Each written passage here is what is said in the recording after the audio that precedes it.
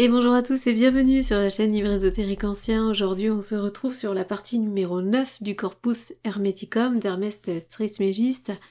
Le titre sera que rien de ce qui existe véritablement ne se perd. Voilà, en tout cas je peux vous dire que grâce à vous je fais un petit peu moins de traitement sur les fichiers et surtout je nettoie un peu moins petit à petit à la main, donc c'est beaucoup plus facile. Merci à tous pour vos commentaires, merci pour vos likes, merci pour tous ceux qui sont encore là au bout de toutes ces lectures. J'espère que ça vous plaît et surtout que ça vous apporte. Voilà, on va prendre donc cette partie-là, que rien de ce qui existe véritablement ne se perd. C'est parti. 9e partie. Que rien de ce qui existe véritablement ne se perd, mais que c'est par erreur que l'on appelle les changements morts et anéantissements. Donc ça fait pas partie des énumérations, c'est à part. Là, on va démarrer les énumérations. 1. Hermès. Parlons maintenant, mon fils, de l'âme et du corps, de la façon dont l'âme est immortelle et de la nature de la force de cohésion et de dissolution du corps. 2.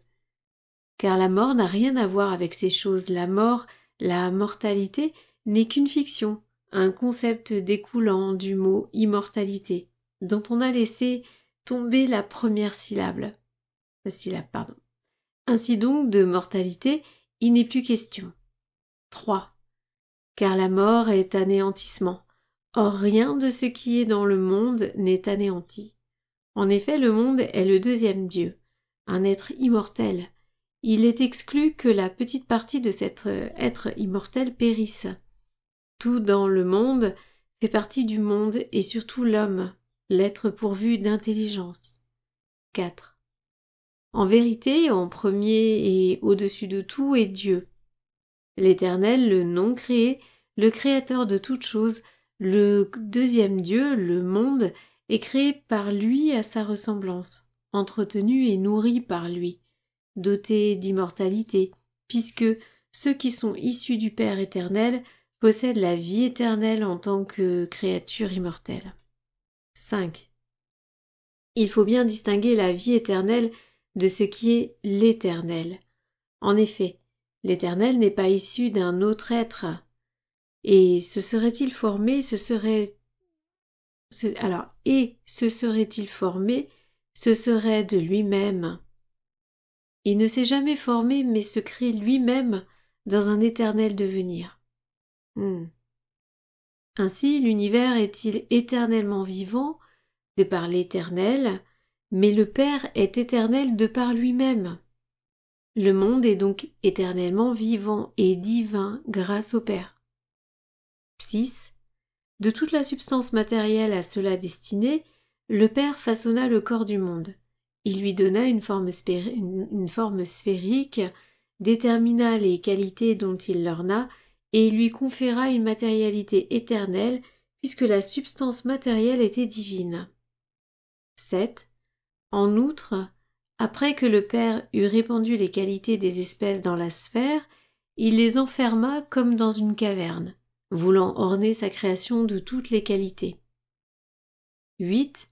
Il enveloppa d'éternité le corps entier de la terre pour que la substance matérielle ne retournât pas au chaos qui lui est propre, au cas où elle voudrait rompre avec la force de cohésion du corps. 9.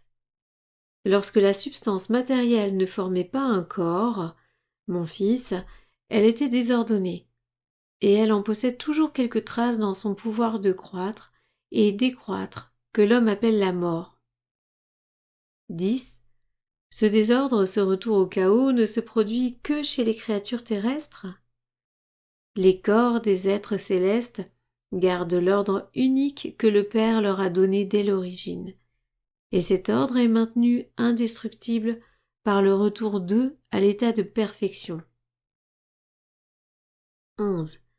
Le retour des corps terrestres dans leur état précédent consiste dans la dissolution de la force de cohésion, force qui retourne au corps indestructible, c'est-à-dire au corps immortel.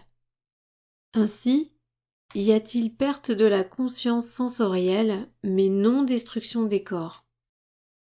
12. Le troisième être vivant, l'homme, formé à l'image du monde, qui à la différence des autres animaux possède l'intelligence selon la volonté du Père, n'est pas seulement lié par affinité au deuxième Dieu, mais approche aussi en une contemplation intérieure l'être du premier Dieu. Car il perçoit le deuxième Dieu avec les sens comme être corporel, tandis que sa vision intérieure lui fait connaître le premier Dieu comme être incorporel, comme esprit, comme le bien. 13. Tat. Cet être vivant n'est donc pas anéanti? 14. Hermès. Que tes paroles soient bonheur et joie, mon fils, et comprends ce qu'est Dieu, ce qu'est le monde, ce qu'est un être immortel, et ce qu'est un être soumis à la dissolution. Et vois le monde né de Dieu, et Dieu, la source du tout, tient tout enfermé en lui, et garde tout en lui. Voilà, je crois que c'est la fin de cette partie. J'espère que ça vous a plu, et je vous dis à bientôt pour la suite. Pensez à liker ou commenter si vous voulez donner des éléments supplémentaires. Merci à vous tous, je vous dis à bientôt.